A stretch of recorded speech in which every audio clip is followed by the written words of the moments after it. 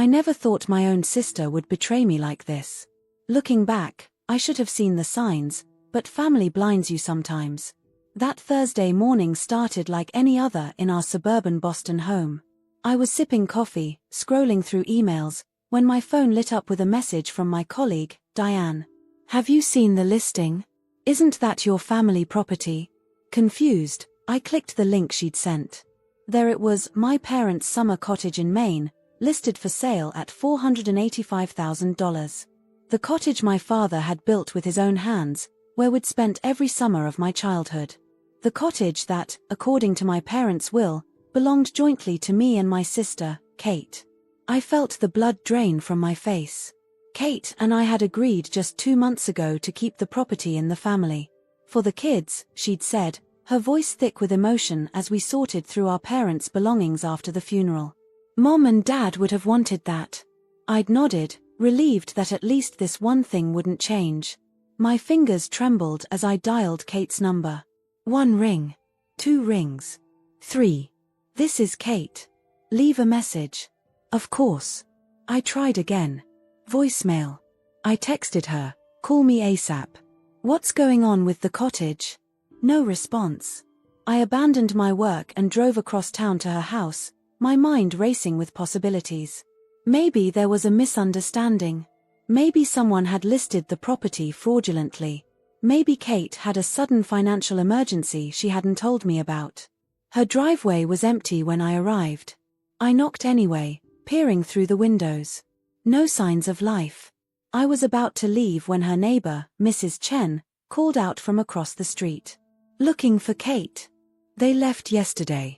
Packed up the SUV like they were going on vacation." Vacation?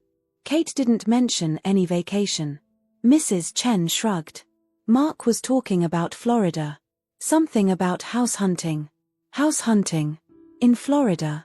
The pieces started falling into place, and my stomach knotted. Kate and Mark had always talked about retiring to Florida someday, but someday had seemed decades away. Now it appeared they were accelerating those plans, funded by selling our family cottage behind my back. I drove home in a daze and called our family lawyer, Richard, who had handled our parents' estate. His assistant put me through immediately. "Sarah, I was going to call you today," he said, his voice grave. "I just received the paperwork this morning. Kate initiated the sale last week. But how could she? The cottage is in both our names." A heavy pause. "That's what I need to discuss with you. Kate presented a deed transfer showing you'd signed over your interest in the property to her. It's dated 3 weeks ago." I gripped the phone tighter. "That's impossible. I never signed anything. The signature looks authentic, Sarah. I have it in front of me." My mind flashed to dinner at Kate's house last month. The stack of papers Mark had pushed toward me after several glasses of wine. "Just some insurance forms I need you to witness," he'd said casually. I'd signed without reading, a stupid, trusting mistake I would never make again. "I want to see that document," I said firmly. "And I'm contesting this sale." The signature was obtained fraudulently. Richard sighed. "You can contest it, but it'll get ugly. And expensive. Are you sure you want to go down that road?" Was I? This wasn't just about a property. It was about trust, about family, about the last physical connection to my parents. The cottage was where Dad had taught me to fish, where Mom had shown me how to bake her famous blueberry pie, where I'd had my first kiss with Jason Weber under the dock at 16. It was where I'd scattered some of their ashes last year, promising to keep the place in the family. My phone buzzed with a text. Finally, Kate was responding. "It's just a house, Sarah. We need the money for our future. Don't make this difficult. Just a house." I felt a surge of anger so intense it made my hands shake. How could she dismiss our family history so easily? And to trick me into signing away my rights, that was beyond forgiveness. I called Richard back. "I'm fighting this," I said firmly. "Whatever it takes." The next few days passed in a blur of legal consultations and sleepless nights. I hired a handwriting expert to examine the signature. I gathered evidence of Kate's deception. I left increasingly urgent voicemails that went unanswered. Finally, 6 days after discovering the listing, my doorbell rang. I opened it to find Kate standing there, arms crossed defensively. She looked tired, the lines around her mouth deeper than I remembered. "You're making a scene," she said without preamble. "The realtor called. Said you showed up at the open house telling potential buyers the sale is fraudulent." "It is fraudulent," I shot back, not inviting her in. "You tricked me into signing that transfer." Kate's expression hardened. "We needed to do this, Sarah. Mark's business is failing. We're underwater on the mortgage. The cottage is just sitting there empty most of the year. You could have talked to me. We could have figured something out together." "Like what?" "You would have said no. You're always so sentimental about everything." "It's not about sentiment. It's about honesty. About respecting what Mom and Dad wanted." Kate rolled her eyes. "Mom and Dad are gone. We have to think about the living." Her callousness stunned me into silence. This wasn't the sister I thought I knew, the one who'd cried with me as we sorted old photographs, who'd helped me plant Mom's favorite roses in my garden after the funeral. "The sale closes next week," Kate continued. "I'll give you 15% of the proceeds." "That's generous, considering." "Considering what?"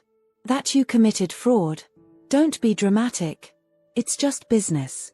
She turned to leave, then paused. "Family doesn't mean clinging to the past, Sarah. Sometimes it means letting go." As I watched her walk away, I realized something had broken between us, something I wasn't sure could ever be repaired. The cottage was probably lost. Even if I won in court eventually, the legal fees would drain me, and the process could take years. But this wasn't just about a property anymore. It was about justice, about consequences. About making sure Kate understood that family meant more than just a convenient resource to exploit when times got tough. I closed the door and reached for my phone. It was time to call my cousin Michael, who happened to be a detective with the Boston PD. If Kate wanted to play hardball, she was about to learn she wasn't the only one who could fight dirty. Michael arrived at my house the next evening, still in his work clothes but with his badge tucked away. We sat at my kitchen table, the same one where our grandmother used to serve us cookies and milk when we were kids. "I can't officially investigate this, Sarah," he warned, accepting the coffee I offered. "This is a civil matter, not criminal. But I can give you advice." "I just need to know my options," I said, pushing a folder toward him containing copies of everything I'd gathered, the fraudulent deed transfer, screenshots of the real estate listing, my parents' will. Michael flipped through the documents, his expression growing more serious with each page. "This signature comparison is pretty damning," he said, examining the report from the handwriting expert I'd hired. "Your signature on the transfer doesn't match your normal signature pattern. They got me to sign after dinner and drinks. I wasn't paying attention." Michael nodded. "Classic setup. People let their guard down with family." He took a long sip of coffee. "Here's what you need to understand, proving fraud isn't easy. It'll be your word against Kate's, and she's got a document with your signature on it. So I just let her get away with it." My voice cracked with frustration. "I didn't say that." Michael leaned forward. "Do you have any communications where Kate acknowledges the cottage was meant to be shared? Text messages, emails?" I thought back. "Yes, we texted about keeping it in the family after the funeral. And there's an email thread from last summer where we discussed splitting maintenance costs." "Good. Those establish prior intent and understanding." Michael made some notes. "What about witnesses? Anyone who heard you both talking about joint ownership? Our cousin Rachel was with us when we were cleaning out the cottage. And maybe Richard, our lawyer. He handled the will." "Perfect. Rachel isn't directly involved, so her testimony would carry weight." Michael tapped his pen against the table.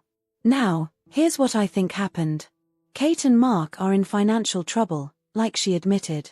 They saw the cottage as a quick solution but knew you wouldn't agree to sell. So they created an opportunity to get your signature and move fast before you discovered what happened." The methodical way Michael laid it out made the betrayal even more painful. This wasn't an impulsive decision, it was a calculated plan. "The real estate market in coastal Maine is hot right now," Michael continued. "They probably already have multiple offers. That's why they're pushing to close quickly. Kate said the sale closes next week. Is there any way to stop it? Yes. You need to file an emergency injunction to prevent the sale pending investigation of the fraud claim. Michael wrote down the name of a lawyer he trusted. Call Hannah first thing tomorrow. She specializes in real estate fraud. And we need to move on this immediately. The next morning, I met with Hannah at her downtown office. She was younger than I expected but radiated competence. After reviewing my documents, she immediately drafted the injunction paperwork. We'll file this today, she promised. And I'm going to contact the title company to inform them of the dispute. That should put the sale on hold. What about Kate? Should I talk to her again? Hannah shook her head firmly. No direct contact. From now on, everything goes through me or the courts. And brace yourself, this will get personal. She was right. The next day, Kate called me, furious. What the hell, Sarah? You're having me investigated for fraud. I'm your sister. You should have thought about that before tricking me, I replied, trying to keep my voice steady. What would Mom and Dad think about what you're doing? Don't you dare bring them into this. You have no idea what financial pressure we're under. Mark's business is about to go bankrupt. We could lose our house. For a moment, I felt a flicker of sympathy. I knew Mark's construction company had struggled since the pandemic. Then why didn't you just talk to me? We could have figured something out together. Maybe a loan against the property, or because you never listen, Kate snapped. You live in your perfect little world with your perfect job and no responsibilities. You've never had to worry about money a day in your life.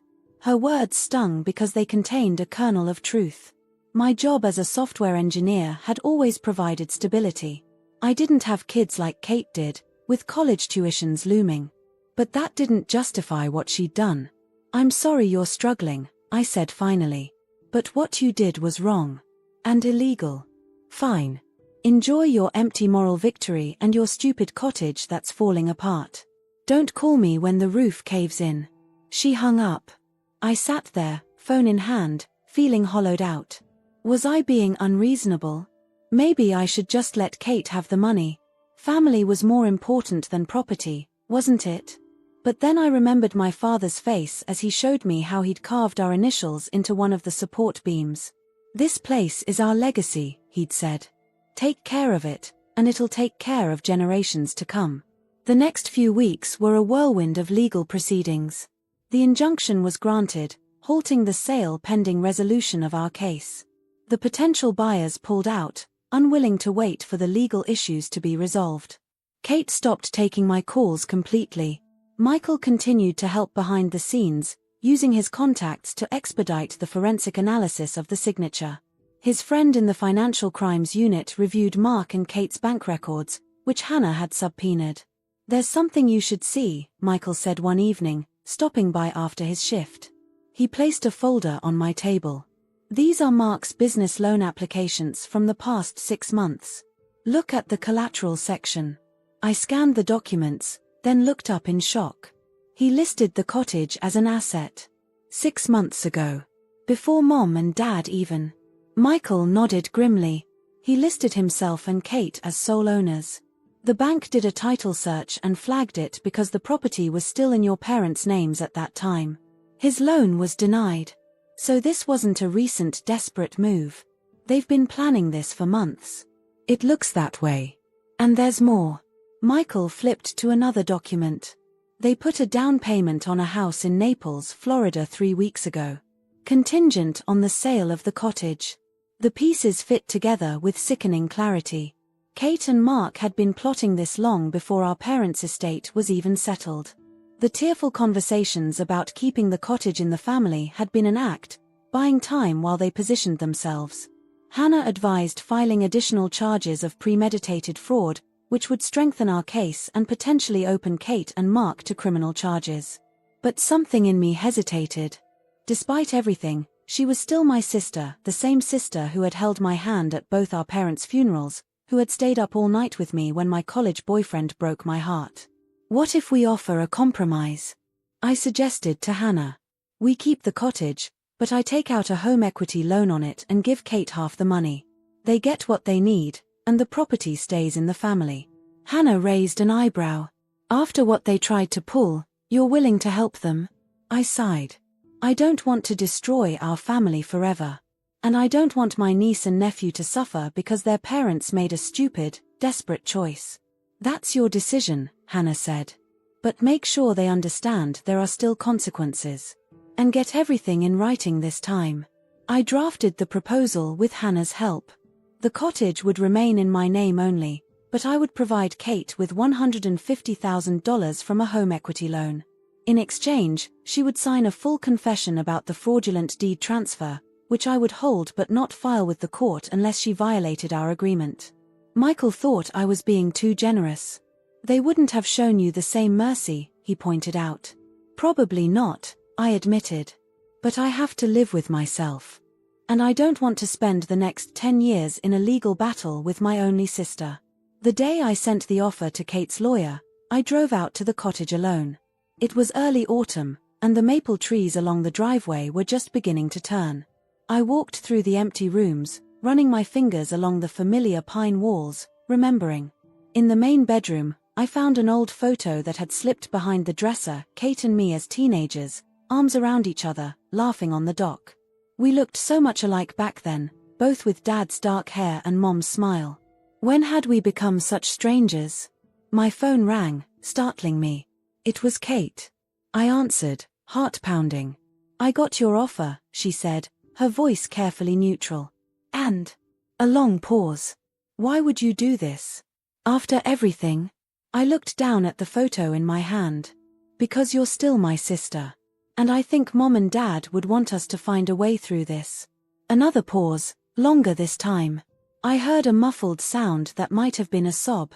I shouldn't have done it, she finally said, her voice small. We were desperate, and I convinced myself you wouldn't understand. But that's no excuse. It wasn't the full apology I wanted, but it was a start. No, it's not an excuse, I agreed. But we're family. That has to count for something. Does this mean you'll drop the legal case? If you sign the confession and the new agreement, yes. Kate took a deep breath. Okay. I'll sign. And, thank you, Sarah.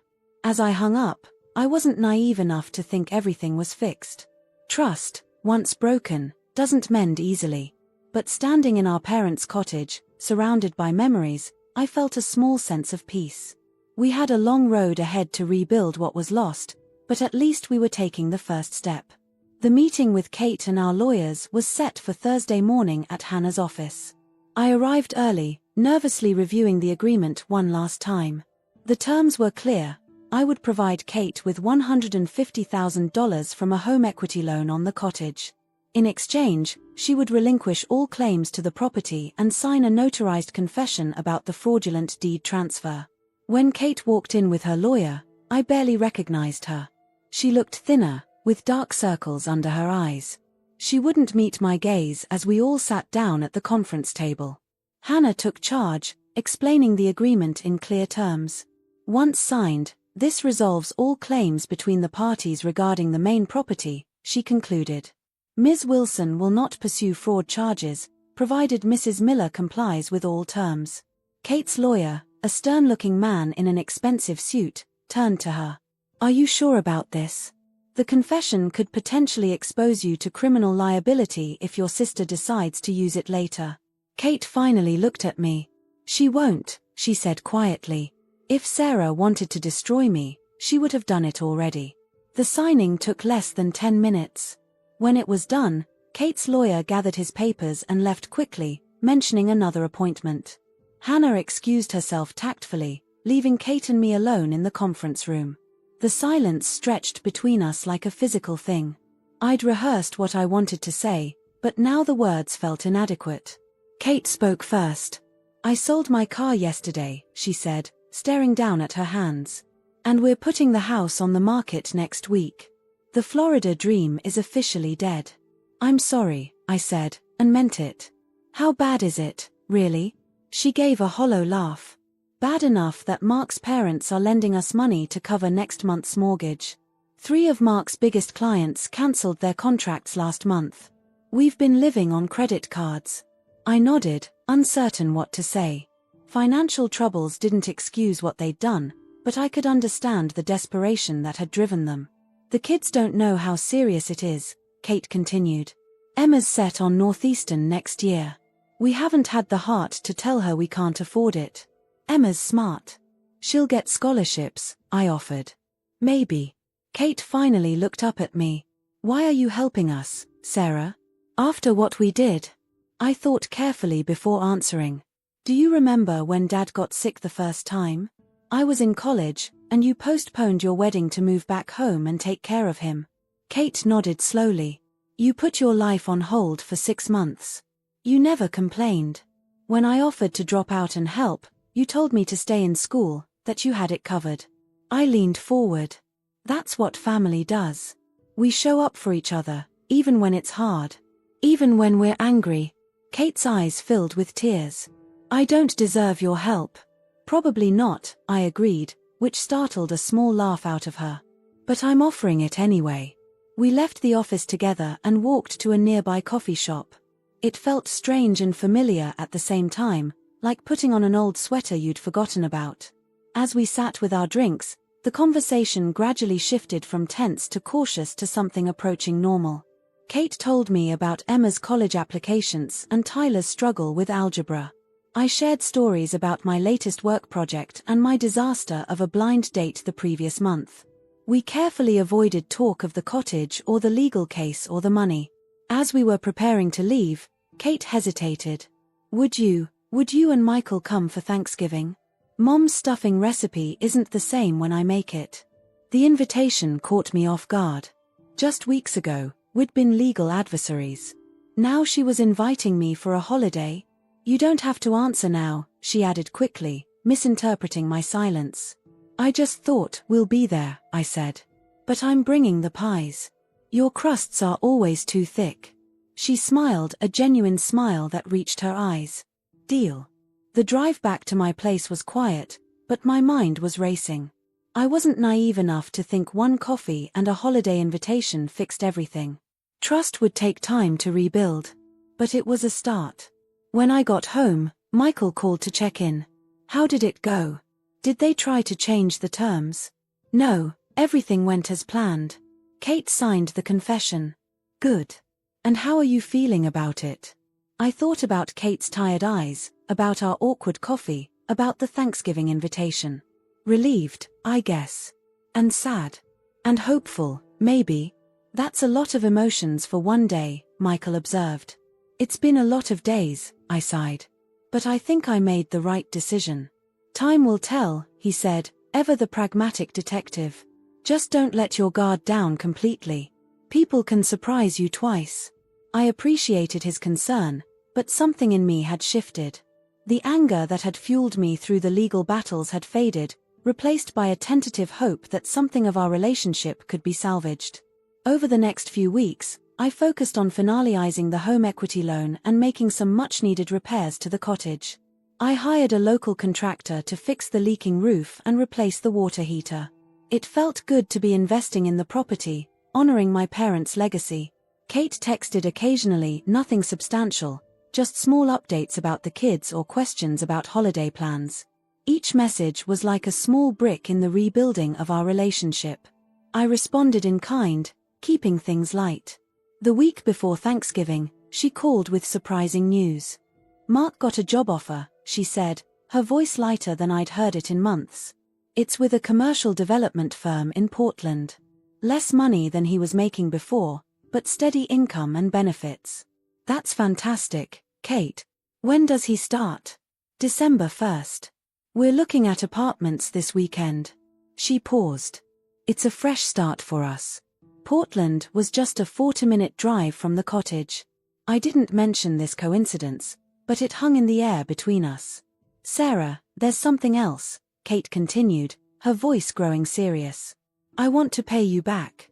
Not all at once, obviously, but over time. The money was a gift, I said automatically. The agreement doesn't require repayment. I know. But I want to. It's important to me. I recognized the pride in her voice. Kate had always hated feeling indebted to anyone. If that's what you want, we can work something out, I conceded. No rush. 2 days before Thanksgiving, I drove up to the cottage to close it for the winter. The repairs were complete, and the place looked better than it had in years. As I was checking the windows, a car pulled into the driveway. Kate stepped out, bundled against the November chill. "I hope it's okay that I came," she said as I met her on the porch. I wanted to see it again. I hesitated only briefly before unlocking the door. "Come in." We walked through the cottage together, and I showed her the improvements. She ran her hand along the new kitchen counter, nodding appreciatively. "You're taking good care of it," she said softly. "I'm trying." Kate stopped in the living room, looking at the old stone fireplace where our family photos still lined the mantel. "I keep thinking about what Dad would say if he could see what happened between us. He'd probably quote Winston Churchill," I said, smiling faintly. "When you're going through hell, keep going." Kate laughed. "God, he was obsessed with Churchill. Remember how he made us watch that documentary series 3 times? And Mom would pretend to be interested, but she was actually doing crossword puzzles the whole time." We stood side by side, looking at their photos, sharing memories. After a while, Kate turned to me. "I really am sorry, Sarah. Not just because I got caught. Because what I did was wrong. I betrayed you and I betrayed what Mom and Dad wanted for this place." It was the full apology I'd been waiting for, delivered not in a lawyer's office but here, in the place that mattered most. "I know," I said simply. "I forgive you." She blinked rapidly, fighting tears. "Just like that?" "Not just like that. It's been a hell of a few months. But yes, I forgive you. We're family. That doesn't mean I'll ever sign anything without reading it again," I added with a small smile. Kate laughed through her tears. "Fair enough." As we finished winterizing the cottage together, I had an idea. "What if next summer, you and the kids spend a few weeks here? Emma's last summer before college. Tyler could invite some friends." Kate looked surprised. "You'd be okay with that?" "The cottage was meant to be shared," I said. "Maybe not the way we originally planned, but we can figure out new arrangements." On Thanksgiving Day, I drove to Kate and Mark's house with Michael and the promised pies. The atmosphere was tentative at first, everyone on their best behavior. But as the day progressed, the tension gradually eased. Emma showed me her college application essays. Tyler challenged Michael to chess. Mark, subdued but polite, carved the turkey with Dad's old carving set. Before dinner, Kate suggested we all share something we were thankful for. When my turn came, I looked around the table at my imperfect, complicated family. "I'm thankful for second chances," I said. "And for the hard lessons that remind us what really matters." Kate reached across the table and squeezed my hand briefly. No words were necessary. We both understood that what had been broken was slowly beginning to heal. The road ahead wouldn't be perfect or easy, but we were finding our way back to each other, one small step at a time. As we ate Mom's stuffing and Dad's favorite cranberry sauce, I felt their presence with us, not in some mystical way, but in the recipes and traditions we carried forward, in the bonds that had been tested but not destroyed. The cottage would remain a part of our shared heritage, albeit differently than they had planned. But family, I was learning, was more resilient and adaptable than I had ever imagined. Winter passed slowly, with Kate and I gradually rebuilding our relationship through sporadic texts and occasional Sunday dinners. Mark started his new job in Portland, commuting from their suburban home while they prepared it for sale. Their financial situation remained precarious, but the immediate crisis had passed. By early March, I found myself thinking more and more about the cottage. I hadn't visited since Thanksgiving, but as spring approached, I felt a pull toward the place. One rainy Saturday, I called Kate on impulse. "I'm heading up to check on the cottage tomorrow. Want to come?" Her hesitation was brief. "Actually, yes. Mark has the kids this weekend for some father-son-daughter bonding. I could use the distraction." The next morning, Kate climbed into my car with 2 travel mugs of coffee and a box of donuts from Dunkin'. It felt strangely normal, like our countless road trips in college. Tyler got accepted to that summer science program at MIT, she said as we drove north on I-95. The scholarship covers most of it, thank God. That's fantastic. Dad would be so proud, another science nerd in the family. He's definitely got the Wilson brain. Unlike Emma, who's all drama and English literature. Just like Mom, I said, and we both smiled. The cottage looked smaller somehow as we pulled up, dusted with the last remnants of winter snow. Inside, it was cold and musty. I checked for leaks or damage while Kate opened windows to air the place out. The new roof looks good, I observed, relieved that my investment had paid off.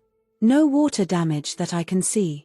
We worked together to clean up, falling into an easy rhythm. Kate wiped down the kitchen counters while I swept the floors. We stripped the dusty covers from the furniture and shook them out on the porch. Remember how Mom used to make us do this every Memorial Day weekend? Kate asked, folding a sheet. And Dad would pretend to help but really just sit on the dock with a beer. Classic Dad move. As we worked, Kate filled me in on their house hunting in Portland. Everything's so expensive, and we need to sell our place first. We're staying with Mark's parents temporarily, which is a nightmare, I supplied. Pretty much. His mom rearranges my kitchen cabinets when I'm not looking.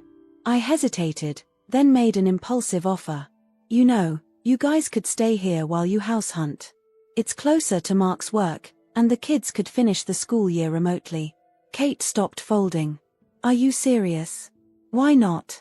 The place is just sitting empty. The internet works. Emma could have the loft bedroom she always loved. Kate looked around, considering. It would save us a fortune in temporary housing. And avoid mother-in-law hell. She bit her lip. But after everything that happened, are you sure? I'm sure, I said, surprising myself with how much I meant it. Family first, right? That evening, as we locked up to head back to Boston, Kate paused on the porch. Remember when we were kids and Dad would tell us to make a wish on the first star? I looked up at the clearing sky where a single bright star had appeared. I do. I think he was full of it, but I still do it sometimes. She gazed up, her breath clouding in the cool air. I'm wishing for us to be okay again. Really okay. We will be, I said, and for the first time since this all began, I truly believed it. Kate and her family moved into the cottage in early April. I helped them get settled, bringing extra blankets and kitchenware from my place. Emma immediately claimed the loft bedroom, while Tyler set up a makeshift science lab on the enclosed porch. This is just temporary, Kate reminded them. Don't get too comfortable. But as days turned into weeks, I noticed her texts becoming more enthusiastic about cottage life. Photos of morning coffee on the dock. Stories about Tyler catching his first fish. Emma discovering a box of Mom's old books in the attic. I drove up one weekend in late April to check on things and found the place transformed. Kate had deep cleaned every corner, replaced the ancient shower curtains, and planted flower boxes beneath the windows. You didn't have to do all this, I said as she proudly showed me around. I wanted to. It feels good to be useful. She hesitated. There's something else I wanted to show you. She led me to the small study off the living room, where Dad used to work on his puzzles and pay bills. The desk had been cleared and organized, with neat stacks of papers and folders.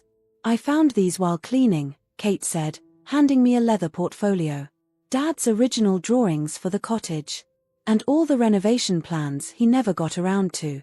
I opened the portfolio with reverent hands. Inside were detailed blueprints and sketches, some dating back 30 years.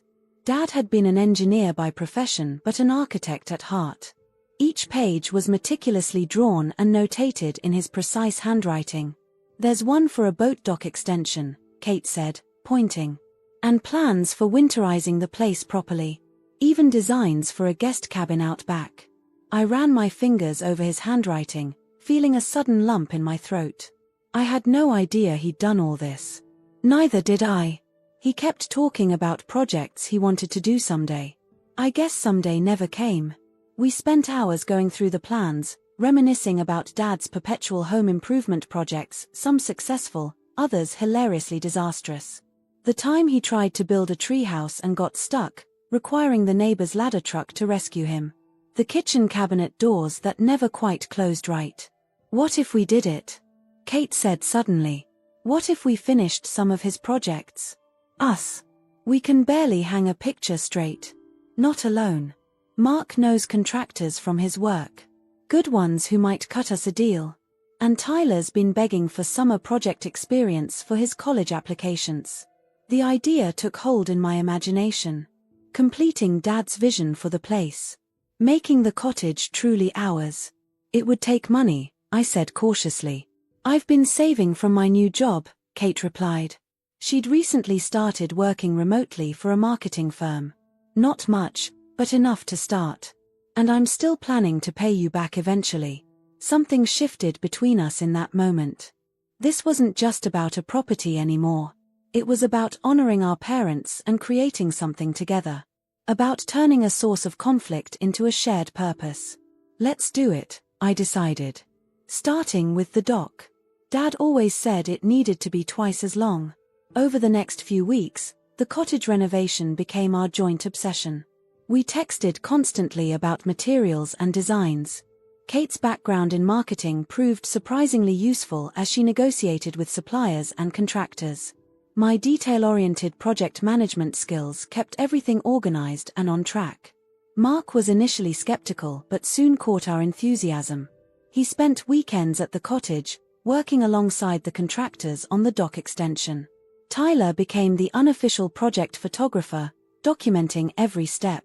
Even Emma contributed, designing a new color scheme for the exterior that honored the cottage's history while giving it fresh appeal.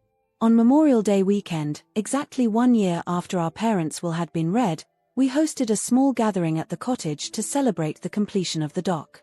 Michael came with his new girlfriend. A few neighbors stopped by. Kate made Mom's famous clam dip, and I mixed Dad's signature old fashions. As the sun set over the lake, Kate and I sat side by side on the newly built dock, feet dangling in the still cold water. "Do you think they'd be proud?" she asked quietly. I looked back at the cottage, at our extended family laughing on the porch, at the place that had nearly torn us apart now bringing us together. "I know they would be," I said. "Not just of the dock or the renovations, but of us. Of how we found our way back to each other." Kate nudged my shoulder with hers. "When did you get so wise? Must be all those old fashions." We laughed, and it felt like the most natural thing in the world. Not forced or cautious, but genuine. The kind of laughter we'd shared before lawyers and betrayals and painful truths had come between us. Later that night, after everyone had gone to bed, I stood alone on the porch, looking out at the moonlight on the water. The cottage felt alive again, filled with voices and memories both old and new. I thought about how close we'd come to losing all of this, not just the property, but our connection to each other and to our parents' legacy. My phone buzzed with a text from Kate. "Meet me on the dock. Bring blankets." I grabbed the old quilts from the living room chest and made my way down to the water. Kate was already there, 2 glasses of wine in hand. "Couldn't sleep," she explained, offering me one. "Too many thoughts." We wrapped ourselves in blankets against the spring chill and lay back on the dock, looking up at the stars like we used to do as kids. "I found a house today," Kate said after a while. "In Portland. It's small but in a good school district. We can afford it once our old place sells." "That's great," I said, feeling a strange mix of happiness for her and sadness at the thought of the cottage being empty again. "Yeah," she agreed. "But we were thinking, if it's okay with you, maybe we could still use the cottage on weekends. Help maintain it." "I'd like that," I said honestly. "This place needs people in it." Laughter. Arguments over whose turn it is to wash dishes. Dad's terrible jokes told over and over. Kate's hand found mine under the blankets. "I really thought I'd lost you," she whispered. "Not just the cottage. You." "For a while there, you did," I admitted. "But some things are too important to lose forever." Above us, a shooting star streaked across the sky. We both saw it, both made silent wishes. I didn't need to ask what Kate wished for. I knew it was the same as mine, that this fragile peace between us would hold, that the healing would continue, that the cottage would remain what our parents had always intended, a place for family, for togetherness, for love. August brought sweltering heat and unexpected news. Kate and her family had settled into their new Portland home, a modest Cape Cod with a postage stamp yard, but still visited the cottage most weekends. Our renovation projects continued at a steady pace, new kitchen cabinets installed, bathroom updated, walls freshly painted. The place was slowly transforming, honoring Dad's vision while adding our own touches. Then came the letter from the county assessor's office, addressed to me as the property owner. I opened it one muggy Tuesday morning at my kitchen table in Boston, coffee growing cold beside me as I read and reread the contents. The property taxes on the cottage had nearly doubled. A reassessment triggered by our renovations had catapulted us into a higher tax bracket, typical of waterfront properties in the area but far beyond what I had budgeted. Additionally, new environmental regulations required septic system upgrades for all lakefront properties within the next 18 months, another expense I hadn't anticipated. I sat stunned, calculator in hand, running the numbers over and over. Between the increased taxes, required upgrades, and ongoing renovation costs, keeping the cottage had suddenly become a serious financial strain. The home equity loan I'd taken out to help Kate was already stretching my budget thin. My first instinct was to call Kate, but I hesitated, finger hovering over her name in my phone. Our relationship was still healing. Would this financial pressure reopen old wounds? Would she think I was angling for repayment of the money I'd given her? Worse, would she suggest selling the cottage after all? Instead, I called Michael for advice. That's a significant hit, he agreed after I explained the situation. What are your options? I'm not sure, I admitted. I could take out another loan, but I'm already leveraged with the first one. I could try to rent the cottage during the off-season, but that would mean more wear and tear, more maintenance costs. What about Kate? Could she help with the expenses? Their finances are still tight with the new house. And I don't want to pressure her after everything that's happened. Michael was quiet for a moment. You know, Sarah, at some point you have to stop protecting Kate from reality. You're co-owners of this situation, even if you're the sole owner of the property. His words stung because they were true. I was still treating Kate with kid gloves, afraid our fragile peace would shatter if tested. I'll think about it, I promised. That weekend, I drove up to the cottage, the tax letter and septic system quotes tucked into my bag. Kate and her family were already there when I arrived, Tyler and Mark fishing off the dock while Kate and Emma worked on repainting the kitchen chairs on the porch. Just in time. Kate called out cheerfully. We saved the blue chair for you. Emma says it matches your eyes. I forced a smile, not wanting to dampen their mood immediately. We spent the afternoon painting and swimming, grilling burgers as the sun began to set. Only after the kids had retreated to their rooms with their devices did I finally pull out the letter. There's something we need to discuss, I said, sliding it across the picnic table to Kate and Mark. They read it together, their expressions growing more concerned with each line. 30,000 for a new septic system? Mark exclaimed. That's highway robbery. And these property taxes, Kate added, looking up at me with worried eyes. Sarah, this is a lot. I know. I took a deep breath. I've been running the numbers all week. It's going to be tight, but I think I can manage if I'm careful.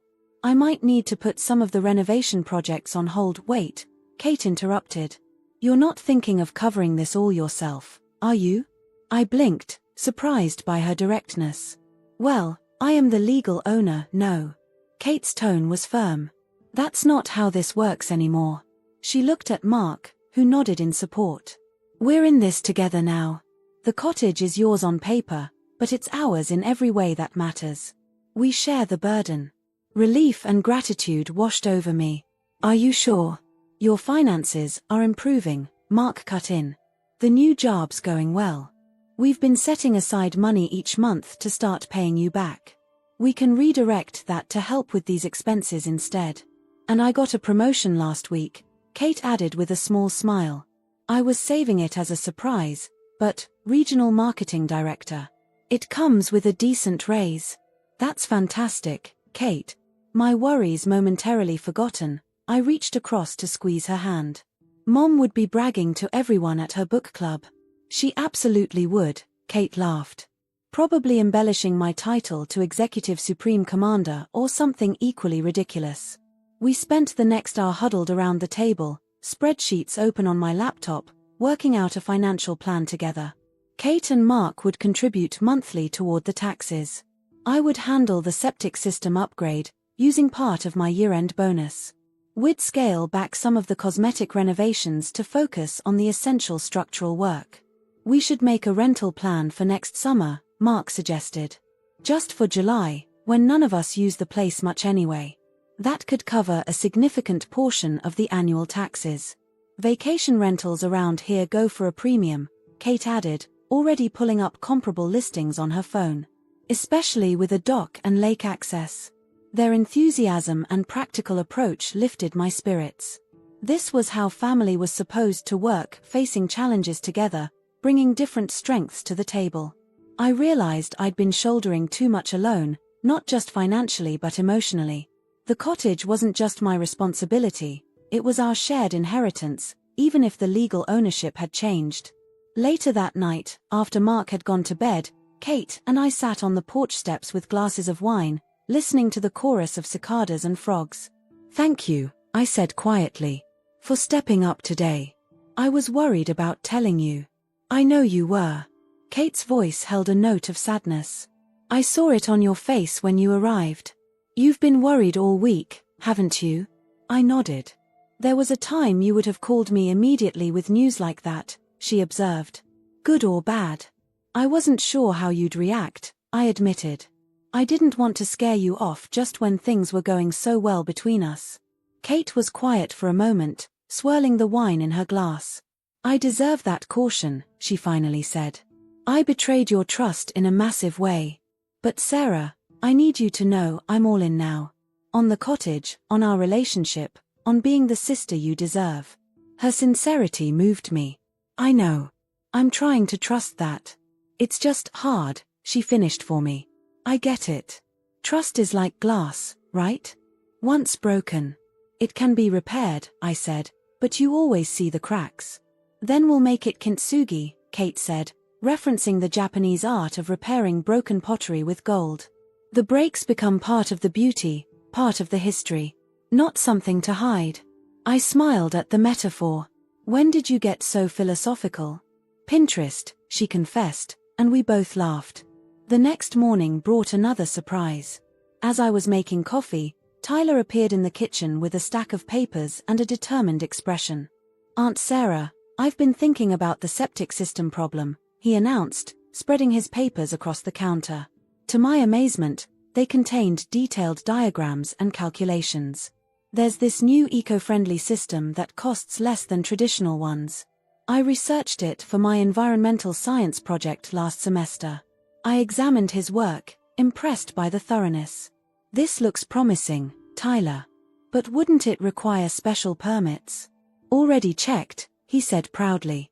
"The county actually prefers these systems for lakefront properties because they're better for the watershed. And there's a state grant program that could cover up to 20% of the cost." Kate appeared in the doorway, coffee mug in hand, listening to her son with obvious pride. "He was up until 2 in the morning working on this," she told me. "Wouldn't let me see it until he had everything figured out." Tyler's initiative touched me deeply. He was so much like my father, analytical, solution-focused, quietly determined. And like Kate, with her marketing savvy and people skills. The best of both sides of our family. "This could really work," I said, reviewing his cost comparisons. "Would you be willing to help me apply for that grant?" Tyler's face lit up. "Definitely. I'll need to update some of the calculations for our specific property dimensions, but I think we have a good chance." By Sunday evening, we had a solid plan in place. Tyler would work on the septic system grant application. Kate would create a marketing strategy for potentially renting the cottage. Mark would reach out to his contractor connections about cost-saving approaches to the remaining renovations. And I would handle the county paperwork and tax appeals. As I packed up my car to head back to Boston, Kate helped carry my bags. "You know," she said, "when I was a kid, I used to resent how Dad always made us work on projects together. Remember how he'd say Wilsons solve problems as a team?" usually right before assigning us the worst chores, I recalled with a smile. "I get it now," Kate said, looking back at the cottage. "He wasn't just trying to get free labor. He was teaching us how to be a family." On the drive home, I reflected on how much had changed since that terrible day when I discovered Kate's betrayal. The cottage that had nearly torn us apart was now bringing us together in ways I couldn't have imagined. Not just as sisters sharing happy memories, but as partners tackling real challenges. The financial pressures weren't magically solved. The coming months would require sacrifices and hard work from all of us. But for the first time since our parents' death, I felt we were truly honoring their legacy not just by preserving a property, but by being the family they had raised us to be. That night, I dug out an old photo album from my closet. Inside was a picture I hadn't looked at in years, Dad standing proudly on the half-built porch of the cottage, Mom rolling her eyes good-naturedly beside him, Kate and I as teenagers pretending to be annoyed at having to pose. We were all splattered with paint and sawdust, exhausted from a day of work, but undeniably connected. I snapped a photo of the picture and texted it to Kate with a simple message: "Wilsons solve problems as a team." Her response came seconds later: "Always have. Always will."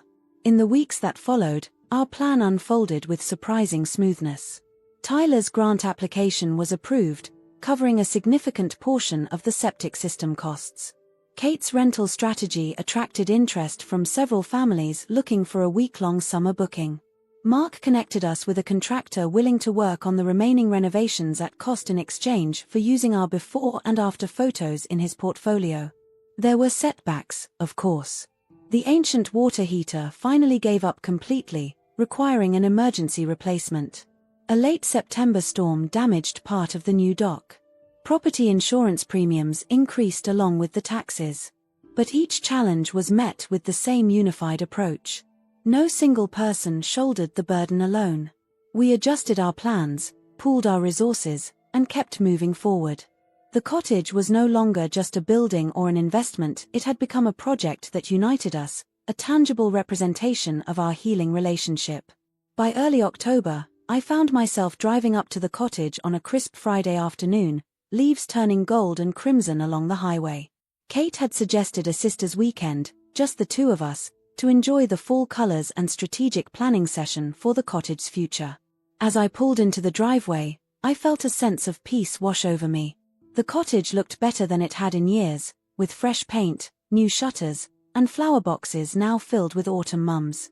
But more importantly, it felt like a true family place again, not a source of conflict or resentment, but a haven where we could face life's challenges together. Kate was waiting on the porch, 2 steaming mugs in hand and a smile on her face. "Welcome home," she called out, and I knew she didn't just mean to the cottage. 2 years passed, seasons changing, our lives evolving alongside the cottage. Kate's career flourished, earning her another promotion and the flexibility to work remotely 3 days a week. Mark's construction connections had proven invaluable for the renovation work, and he'd recently started his own small consulting business. The kids grew too, Emma thriving in her second year at Northeastern, Tyler preparing for his own college applications with a focus on environmental engineering. As for me, my life had taken an unexpected turn. After 15 years at the same software company, I'd accepted a position with a startup focused on sustainable technology. The role came with more responsibility and a significant raise, but also the challenge of building something new from the ground up. The parallels to our cottage renovation journey weren't lost on me. It was early June when Kate called with the idea. "Remember Dad's last project? The one he never got to start? The guest cabin?"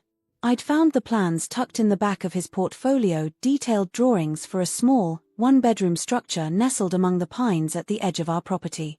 Tyler's looking for a senior project, something substantial to add to his college applications. He wants to adapt Dad's design, make it eco-friendly and off-grid. Sort of a modern interpretation of Dad's original vision. I smiled at the thought. That sounds perfect. What does he need from me? Your blessing, mainly. And maybe some help convincing Mark that his 18-year-old son is capable of managing a construction project. Consider it given. Both the blessing and the Mark convincing. That conversation set in motion what would become our most ambitious cottage project yet. Tyler took Dad's original cabin plans and modernized them with solar panels, rainwater collection, and sustainable materials. Emma contributed a 3D rendering for his presentation, meticulously detailed right down to the recycled glass countertops and locally sourced pine flooring. Mark reluctantly agreed to let Tyler take the lead, though he insisted on supervising the foundation work and electrical systems. Kate handled the permits and zoning variances, charming the county officials with the story of a third-generation family preserving their legacy while embracing environmental innovation. Work began in late June, with all of us spending weekends at the cottage, focused on bringing the cabin to life. Even Michael joined occasionally, bringing his fiancée Rebecca, who turned out to have a talent for landscape design. The project became a family affair in the broadest sense, drawing in friends, neighbors, and even Emma's college roommate, who documented the process for her film studies project. One evening in mid-July, I found myself alone at the construction site, reviewing Tyler's progress notes as the sun began to set over the lake. The cabin's framework was complete, the roof recently installed.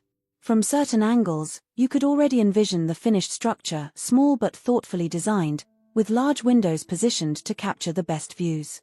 "It's really happening," Kate's voice came from behind me. She handed me a cold beer and settled onto the stack of lumber beside me. "Tyler's actually pulling this off. Did you doubt him?" I asked, taking a grateful sip. "Not his capabilities.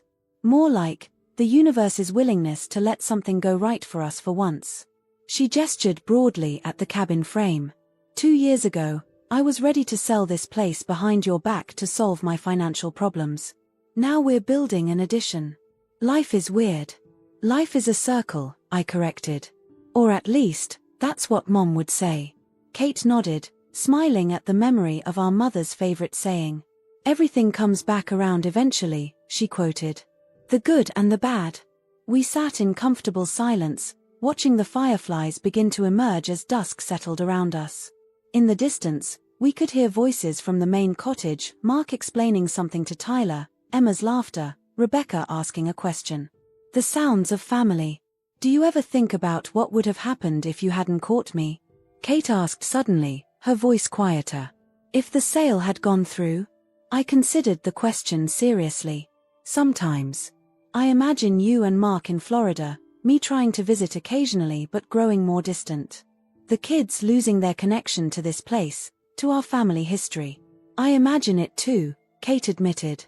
"Usually at 3 in the morning when I can't sleep. In my version, the money doesn't solve our problems. Mark and I end up divorced. You never speak to me again. That's a bit dramatic, don't you think?"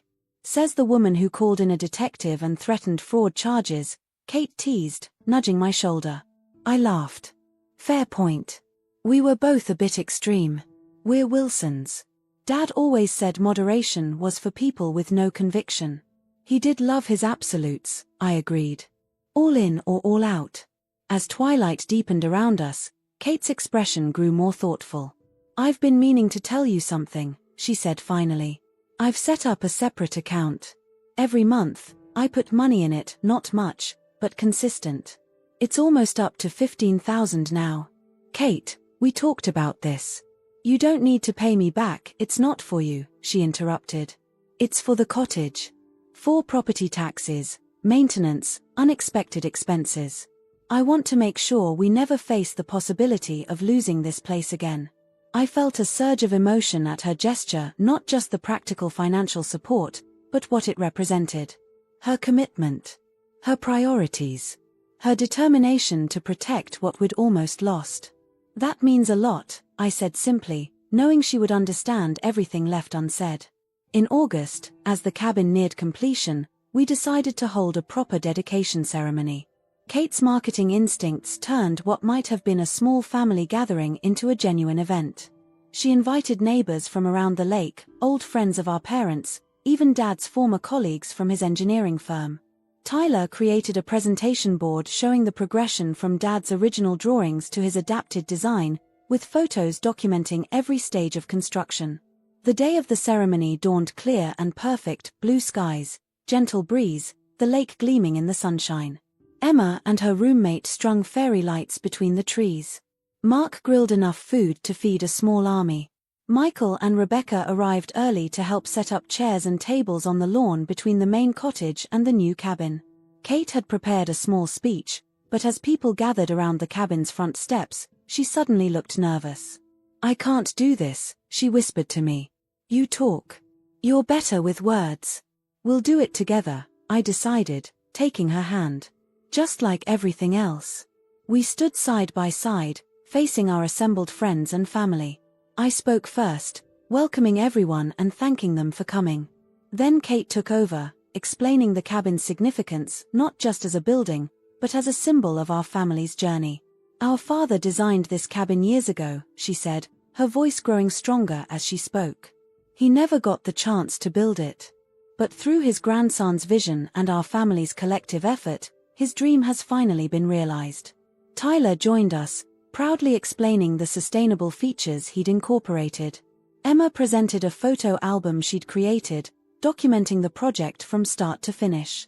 Mark acknowledged the contractors and suppliers who had contributed their expertise. It was a perfect mosaic of our family's talents and connections, each piece essential to the whole. After the formal dedication, people scattered around the property, exploring the cabin, swimming in the lake, enjoying the food and conversation. I found myself standing on the dock, watching the scene with a sense of contentment I hadn't felt in years. Michael approached, handing me a fresh drink. "Penny, for your thoughts." "Just reflecting on how much has changed," I said. 2 years ago, I called you in a panic because Kate was trying to sell this place. Now look at us." He nodded, surveying the happy gathering. "You know, when you first told me about the fraud situation, I was ready to go full detective mode. Build a case, press charges, the works. But you saw a different path forward." "Not immediately," I reminded him. "I was pretty set on revenge for a while there. But you chose reconciliation when it counted," he pointed out. "Not everyone would have made that choice." Later that evening, as the party wound down and guests began to leave, Kate found me helping Tyler clean up the serving tables. "Can I borrow you for a minute?" she asked. "There's something I want to show you." She led me to the cabin, which was now softly lit from within, the solar-powered lights giving it a warm glow against the darkening sky. Inside, the space was simple but beautiful, an open-concept living area with a small kitchen, a bathroom, and a sleeping loft above. Tyler's sustainable vision was evident everywhere, from the reclaimed wood flooring to the energy-efficient fixtures.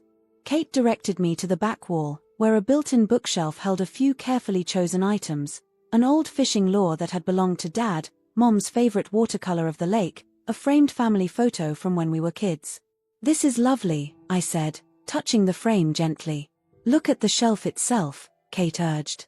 I examined it more closely and noticed something carved into the wood at eye level, small but distinct lettering that read, "Sarah and Kate's Place. Estimated 2023. Tyler did it," Kate explained.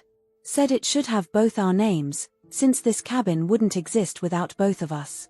Without what we went through, without how we found our way back to each other." My throat tightened with emotion.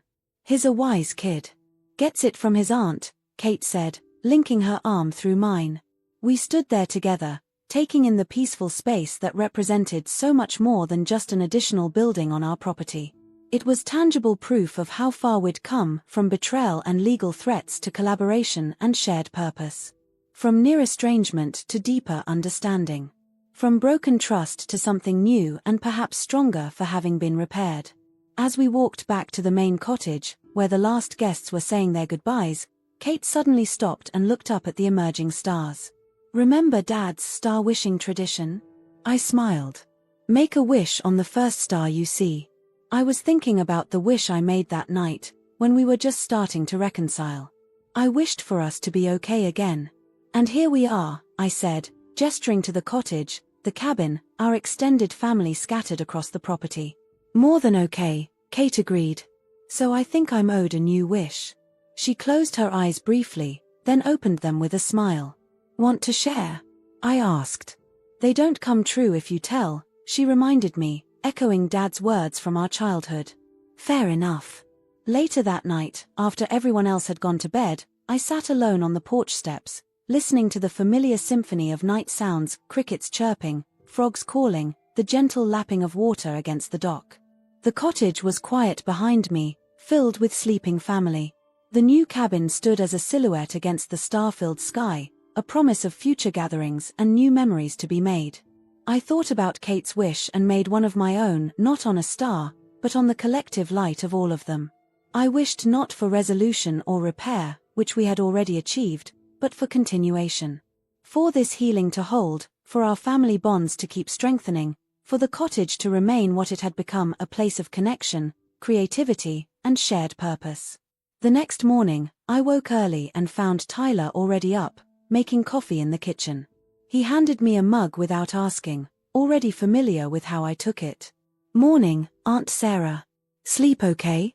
"Like a rock." "You?" "Too excited to sleep much," he admitted. "I still can't believe we actually finished the cabin." "Your grandfather would be incredibly proud," I told him. "Not just of the cabin, but of you. Your vision, your persistence." Tyler smiled, looking suddenly so much like his mother, like Kate before complications and adult responsibilities had entered our lives. "I've been thinking about something," he said hesitantly. "About college and beyond." "What about it?" "I want to study environmental engineering, like I planned. But afterward, I've been thinking about coming back here. Starting a sustainable building consultancy in the area. There's growing demand for it, especially for lakefront properties with all the new regulations." I felt a surge of joy at the thought of the next generation putting down roots here, continuing our family's connection to this place. "That sounds perfect, Tyler. And you'd have quite the demonstration project right here to show potential clients." "That's what I was thinking." His expression grew more serious. "Mom told me everything, you know. About what happened with the cottage. How you guys nearly ended up in court." I nodded, unsurprised. Kate had always been straightforward with her children. "She said it was the biggest mistake of her life," Tyler continued. "But that somehow, it led to the best outcome. That sometimes you have to almost lose something to understand its true value." "Your mom's gotten pretty philosophical in her old age," I observed with a smile. "Tell me about it." Tyler rolled his eyes good-naturedly. "But I think she's right. About understanding value." He gestured around us, at the cottage that had been saved, improved, and filled with new purpose. "This place isn't just about the building or the land. It's about what happens here. The connections. The memories. The legacy." As Kate appeared in the doorway, yawning and reaching for the coffee pot, I felt the circle complete itself. From our parents to us, from us to the next generation. The cottage had weathered storms both literal and metaphorical, changing and adapting while remaining fundamentally itself, a gathering place, a haven, a home. "What are you two plotting so early in the morning?" Kate asked, pouring herself coffee. "The future," I answered simply. And for the first time in a long while, that word held nothing but promise.